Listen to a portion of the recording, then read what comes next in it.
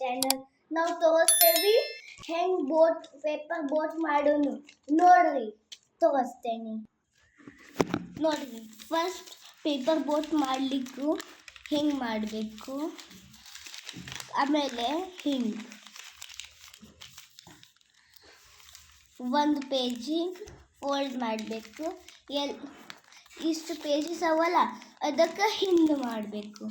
ಆಮೇಲೆ ಇದಕ್ಕೆ ಹಿಂಗೆ ತೆಗಿಬೇಕು. ತೆಗಿದ್ಮೇಲೆ ಇದಕ್ಕೆ ಹಿಂಗೆ ಫೋಲ್ಡ್ ಮಾಡಬೇಕು. ಫೋಲ್ಡ್ ಮಾಡಿ ಇದಕ್ಕೆ ಹಿಂಗೆ ಮಾಡಬೇಕು. ರೆಡಿ ಆಯ್ತು ನಮ್ಮ boat. Like, subscribe, share, comment.